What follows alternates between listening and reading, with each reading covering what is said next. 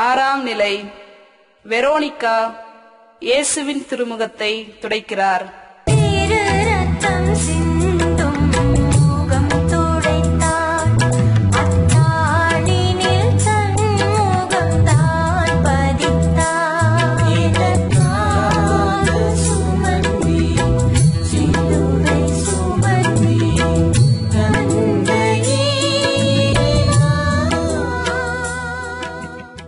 இயேசுவின் அலங்கோலமான உருவத்தையும் புழுதியும் இரத்தமும் படிந்த முகத்தையும் பார்த்து எல்லோரும் பரிதாபப்படுகிறார்கள். உடைந்து உருகுலைந்து காணப்படும் இயேசுவுக்கு உதவி செய்ய யாரும் இல்லை. ஆனால் உயிர் வாழ்வை தானமாக தரும் தாய் குலத்தின் பிரதிநிதி வெரோனிகா இரக்கம் உள்ளவள், இதயம் உள்ளவள் என்பதை நிரூபிக்கும் வண்ணம் இயேசுவின் முகத்தை துடைக்கிறார். அனாதையாக, ஆதரவற்றவராக, புழுதியும் ரத்தமும் படிந்த முகத்தை கொண்டவராக, ஏழையாக அடி உதை வாங்கிக் கொண்டு சமுதாயத்தில் அல்லல் படுவோருக்காக வாழ்தல், அவர்களின் துயர் துடைத்தல் அவசியம்.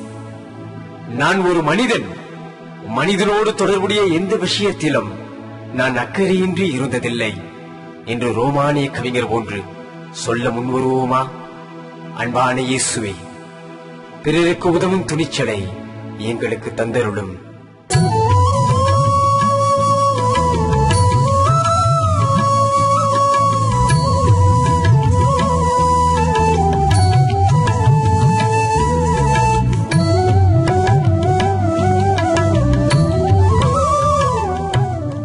ஏழாம் நிலை. இயேசு இரண்டாம் முறை கீழே விழுகிறார்.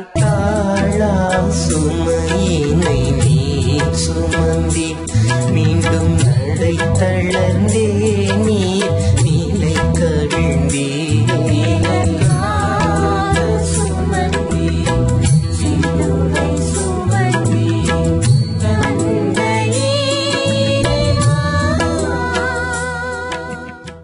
வளர்ச்சிக்காக உழைக்கும் ஒவ்வொருவருக்குமே உயர்ந்த லட்சியம்தான் இறுதி இலக்காக இருக்கும். இவர்கள் தனிப்பட்ட தொய்வுகள், முட்டுக்கட்டைகள், சுய பச்சாதாபங்கள் எவையாலும் சோர்ந்து விட மாட்டார்கள். வீணான காரியங்கள் எதுவுமே இவர்களின் கவனத்தை சிதறடிக்காது. இதோ சிலுவை பாதையில் மீண்டும் ஒரு முறை சந்தித்த உடல் வீழ்ச்சி. இது இயேசுவின் பயணத்தில் ஏற்பட்ட தடங்கள். இயேசு உடனே எழுந்து நடக்கின்றார். சூரியன் மேற்கில் மறைகிறான், ஆனால் மீண்டும் கிழக்கிலே உதிப்பான். இயேசுவே, வீழ்ச்சிகளைக் கண்டு நாங்கள் துவண்டு போகாமல் நம்பிக்கையை எங்கள் உள்ளத்திலே வளர்த்தருளும்.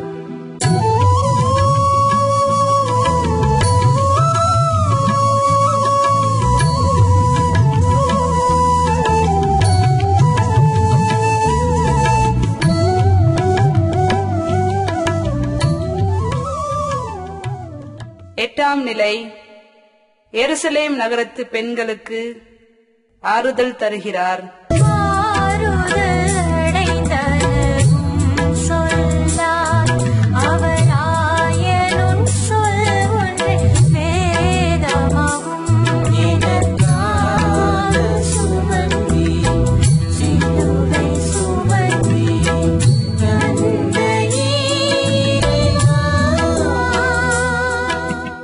அழுகை என்பது இயலாமையின் வெளிப்பாடு. ஒரு சிலருக்கு வாழ்வு மகிழ்வாய் இருக்கிறது. ஆனால் ஒரு சிலருக்கோ வாழ்வு பெரும்பாலும் அழுகையில் ஆரம்பித்து அழுகையிலேயே முடிகிறது. எத்தனையோ இன்னல்களை பார்த்து பார்த்து சலித்து போய் நாம் பார்வையாளர்களாய் மாறிவிட்டதுதான் உண்மை. இயலாமை வாழ்வில் காணப்படுகின்ற சோகம், விபத்தில் அடிப்பட்டவரை பார்த்து பரிதாபம் மட்டும் காட்டுவது, செய்தித்தாள்கள் வருகின்ற கொலை கொள்ளைகளை பார்த்து சலிப்பை மட்டும் வெளிப்படுத்துவது, நாடுகளில் நடக்கின்ற சண்டைகளை திரைப்படங்கள் போன்று விறுவிறுப்பாய் பார்ப்பது என பல காரியங்கள் இயலாமையின் வெளிப்பாடுகள். நாம் என்ன செய்ய முடியும் என்ற எண்ணம் என்ற நிலை. இயேசுவின் நிலை பார்த்து வேதனை கண்ணீர் வடிக்கின்றார்கள். எதுவும் செய்ய இயலா எருசலேம் பெண்கள். நாமே வியூகம் அமைத்து போராடினால் ஒழிய இயலாமையிலிருந்து வெளிவருவது வெற்றி கனவாய் போய்விடும்.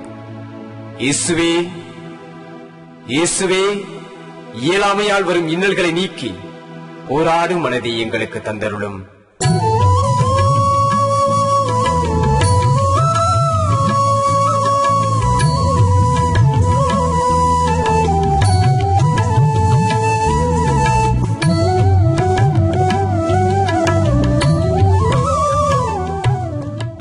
ஒன்பதாம் நிலை.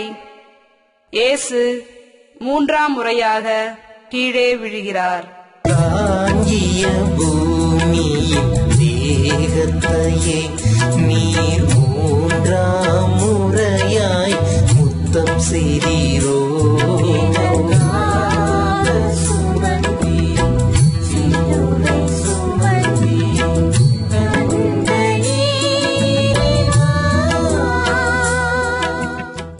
இயேசுவின் சிலுவை பாதையில் மிகவும் பரிதாபமான கட்டம் இது. நோயாளிகளை சுகப்படுத்திய, புறக்கணிக்கப்பட்டவர்களோடு உறவு கொண்டாடிய, ஏழைகளை நேசித்த, ஆதரவற்றவர்களை அள்ளி அணைத்த இயேசு முகங்குப்புற மூன்றாம் முறை விழுந்து கிடக்கிறார்.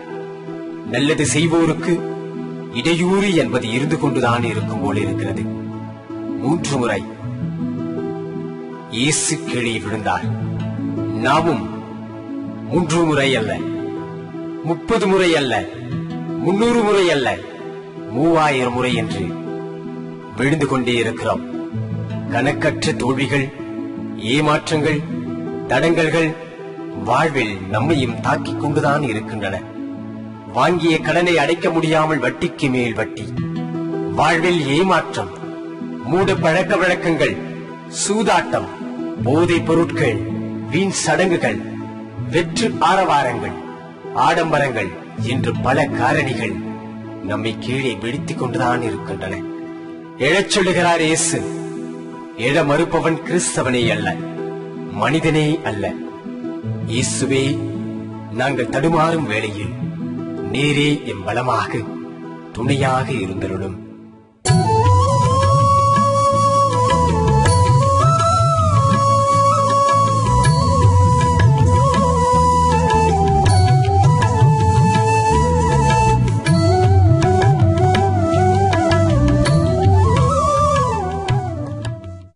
பத்தாம் நிலை. இயேசுவின் ஆடைகளை களைகிறார்கள்.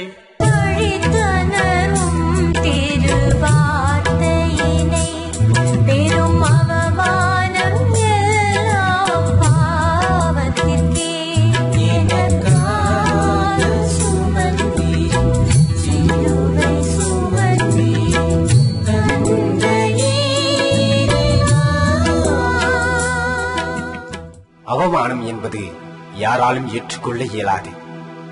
அங்கீகாரம் மறுக்கப்படும் போதும், அடுத்தவர் எதிரில் ஒருவர் நம்மை குற்றவாளி என குறை சொல்லும் போதும், நம்மை பற்றி பிறர் மற்றவர்களிடம் இழிவாக சொல்லும் போதும் அவமானம் பெரிதாகிறது தானே உண்மை. அதுவும் ஆடையில்லா அவமானம் என்பது கடைநிலை அவமானம். மலிவு விலைகளில் வண்ணவன ஆடைகள் கடைகளில் குவிக்கப்பட்டு இருக்கிறது. சவுளி கடைகளில் உள்ள பொம்மைகளும் பட்டு உடை உடுத்தி உள்ளன.